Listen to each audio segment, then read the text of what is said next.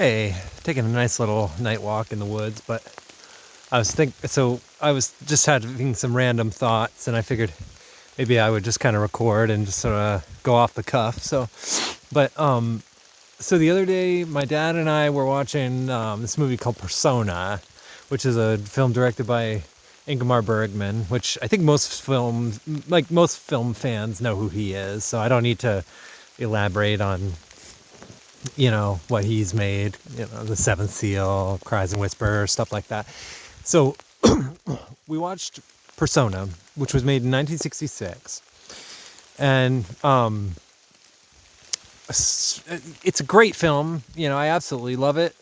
It's the type of movie where the intimacy of it and the intensity of it and just the overall theatricality of the dialogue and the structure and stuff is just, I just absolutely love movies like this. But it's super frustrating. It's a super frustrating movie because, okay, so basically to try and kind of explain the plot, well,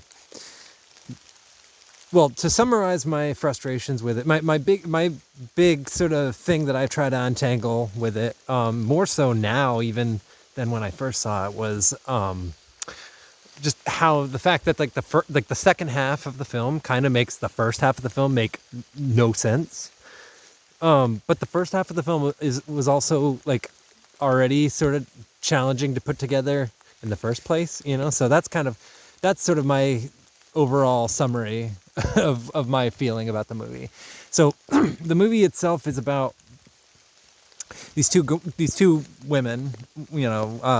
One of them's named Alma, one of them's named Elizabeth, and basically Elizabeth is an actress who has gone mute, and Alma is this woman who is assigned by a nurse to take care of her, or to kind of be someone who's like her caregiver.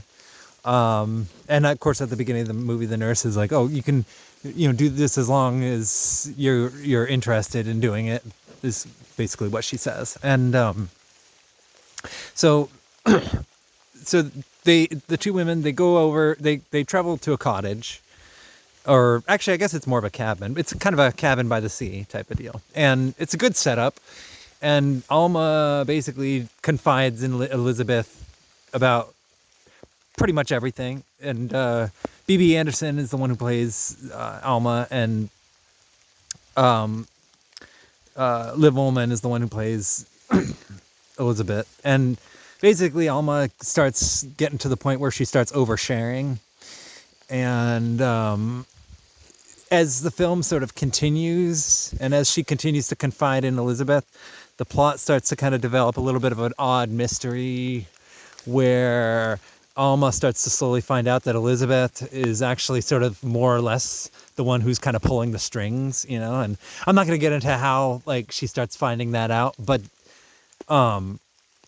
it's a very, very strange film. It's a lot more strange than I'm kind of describing it as being, because I've read some sort of things here and there where people start to kind of describe the characters as almost like absorbing each other, and I guess that's kind of an interesting way to put it, because there does, the line between who each of these women are does start to blur in very strange ways. And the film makes a very intense use of facial close-ups. And, Bergman loves his close-ups. And this film is probably one of his most effective uses of, close-up camera work. And it's actually pretty eerie the way it's used here, because it almost makes it seem like the two girls are sharing they're existing on some sort of odd spiritual plane, but nothing is really made concrete or clear or anything less than ambiguous, basically. It's just, it just gets very, very blurry. And so that's kind of the first half of the film. And then the second half of the film is where things pretty much go completely off the rails, and you kind of are left wondering if the film is trying to communicate whether or not, like, something about the two characters being one and the same, and that, like, because one of them is an actress, it's like they've sort of split off a little bit into two different personas. That seems to be what the film is suggesting at times, and then at other times it's trying to suggest something more benevolent. And that's the thing. I mean, it's a scary film, because the logic is, it's seemingly malleable, because one interpretation could be that that Alma is cosplaying as herself, or no, that Elizabeth is cosplaying as herself through Alma. But then, like, it gets complicated, because then when there's like a whole subplot involving one of them having this kid that they've disowned, but at times it almost seems like when they're probing, when one is probing the other, it's almost like it's shifting towards a feeling of like a confessional, and then there's these odd sort of aspects of the film too, where things seem to be happening outside of the realm of the picture, the world of the picture. So it's almost like trying to say something about the fact that the world that these two women live in is like artificial, or it's like a vision. Anyway, so it's an intense movie, and my dad, he saw it back when he was in college. It was like over 45 years ago at this point, and his overall sort of feeling about it was it made less sense to him now than it did then. And yeah, that's pretty much how I feel. This would have been the third time I've seen it, and out of the 3 times I've seen it, this was probably the most confusing viewing experience. I didn't even remember the opening scene, for example, so and then another movie we watched kind of not too long before that, like it was a couple weeks ago now, like 2 or 3 weeks ago by this point, was this movie called The Swimmer with Burt Lancaster, which was another really fascinating, strange film where things are kind of not what they seem.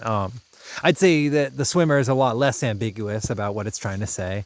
It is the type of movie where if you're paying close enough attention, you can tell that something's off, because it's about this guy. So The Swimmer, it was made 2 years after Persona. It stars Burt Lancaster. And for folks who, are going into it thinking that it's going to be a typical Burt Lancaster type of movie, it really isn't. Although I wouldn't blame someone for thinking maybe initially it would be another one of his kinds of intense performances. And it is intense, but it's intense in a very different way than what you're used to seeing with a lot of Burt Lancaster movies. Because with this one, so like like I said, if you're paying close attention to the film, you'll know something is off, just based on the editing style and the lack of continuity and just little odd details that sort of make everything feel more and more off kilter. Just like the fact that he's not ever really taking a drink throughout the first half of the film, and the fact that there's like there's this whole there's these moments where the film seems like it's shot in a really professional, really well done, really structured way, and then there's other times where it feels completely loose and in almost, I don't want to say spontaneous, but like there's times when the camera goes out of focus, just kind of at will, and there's really odd moments that almost seem like dark fantasy, like there's this one like bit where the camera sort of cycling through these trees, and all the trees sort of look, warped, but they all kind of look the same too, so that's kind of creepy. And there's a part where he's like, he randomly like launches into like a horse race, early on in the film. But then, and it's kind of like an intimate moment, between him and this animal. But then later on in the film, when he's trying to impress this girl, that he's kind of because throughout the course of the film, it's basically about Burt Lancaster. He's going through this neighborhood, like wanting to swim through everybody's pools to get home, right? That's literally the plot. I know that sounds weird, but that's literally the plot. And there's this part where he's trying to impress this girl who used to work for him or something. I don't even remember. And And he tries to kind of do the same sort of thing that he did earlier with the horse, but he ends up hurting himself. And just throughout the course of the film, he just deteriorates more and more physically, and the encounters that he ends up having with all these different characters just get more and more lunatic. And so it actually ends in a pretty sad way that actually does sort of explain everything that's going on in the film. And for the time that the picture was made, like, I could see how an ending like that would be pretty wild for a lot of folks. I'm surprised it's not a movie that gets talked about more, The Swimmer. I mean, it's not as good as Persona, obviously, but well, at least not in my opinion, just because I just prefer the intimate quality of Persona more. That's just more my type of movie. But The Swimmer, I actually think, is pretty extraordinary in its own way, and it's worth seeing if you're a fan of movies like Persona that are psychological. I used to love watching crazy psychological characters type dramas with both my mom and my dad, and so this is kind of our bread and butter. Anyway, so yeah, I guess that's kind of me sort of spontaneously launching into film regurgitation. I guess I'll try to do more of these. All right, bye.